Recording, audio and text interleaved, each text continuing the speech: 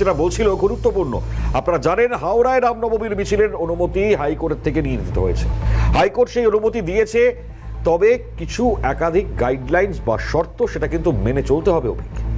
এবং একই সঙ্গে আবেদনকারী আইনজীবীকে মিছিলে অংশগ্রহণকারীদের পরিচয়পত্র জমা দেওয়ার নির্দেশ বিচারপতির। সব মিলিয়ে রামনবমীর মিছিল, শ্রীরামচন্দ্রের জন্মতিথি পালনের আগে এই পরিস্থিতি গোটা বাংলায় এক নতুন নজির সৃষ্টি করছে। দেখুন। হাওড়ায় রামনবমী উপলক্ষে অঞ্জনীপুত্র সেনা এবং বিশ্ব হিন্দু পরিষদের মিছিলে অনুমতি হাইকোর্টের। মেনে চলতে হবে একাধিক শর্ত। মিছিলে যারা অংশগ্রহণ করবে তাদের পরিচয়পত্র জমা দিতে হবে। আবেদনকারীর আইনজীবীকে মিছিলে অংশগ্রহণকারীদের পরিচয়পত্র জমা করার নির্দেশ দেন বিচারপতি তীর্থঙ্কর ঘোষ। বিচারপতির নির্দেশ, 500-র বেশি মানুষ মিছিলে অংশগ্রহণ করতে পারবে না। 5 থেকে 6টা মাইক্রোফোন ব্যবহার করা যাবে।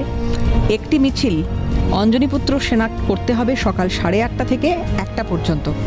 ওই দিন দুপুর 3টে থেকে সন্ধ্যে 6টা পর্যন্ত বিশ্ব হিন্দু পরিষদের মিছিল করা যাবে।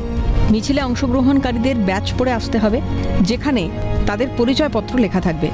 হাওড়ার নরসিংহ মন্দির থেকে জিটি রোড হয়ে হাওড়া ময়দান পর্যন্ত অঞ্জনীপুত্র সেনার মিছিলে অনুমতি দিয়েছে আদালত। এতে রাজ্যের আপত্তি রয়েছে, যেহেতু দুদিনের মধ্যে রুট পরিবর্তন করা আবেদনকারীর পক্ষে সম্ভব নয়, তাই এই রুট মেনে নেওয়া হলো। তবে শর্ত মেনে চলতে হবে নির্দেশ আদালতের। আরও বলা হয়েছে, মিছিলে কোনো লাঠি বা অস্ত্র ব্যবহার করা যাবে না, তবে পতাকা এবং প্লাস্টিক বা ফাইবারের গদা বা তলোয়ার ব্যবহার করা যাবে। কোনো ধাতুর অস্ত্র ব্যবহার করা যাবে না। একই দিনে একই সঙ্গে দুটো মিছিল থাকবে। পুলিশকে নির্দেশ, মিছিলের সামনে একটি ভ্যান রাখতে হবে আর পেছনে একটি পুলিশ ভ্যান রাখতে হবে এবং কড়া নজরদারি চালাতে হবে। 500 জন অংশগ্রহণকারীর পরিচয়পত্র জমা দিতে হবে সেন্ট্রাল ডিভিশন অফ পুলিশের হাওড়ার অফিসে। বিশ্ব হিন্দু পরিষদের মিছিল শুরু হবে বিই কলেজ গেট নম্বর 1 থেকে। মল্লিক ফটক হয়ে রামকৃষ্ণ ঘাটে আসবে। সময় 3টে থেকে সন্ধ্যে 6টা পর্যন্ত। Abhirupa Hazra report, Calcutta news.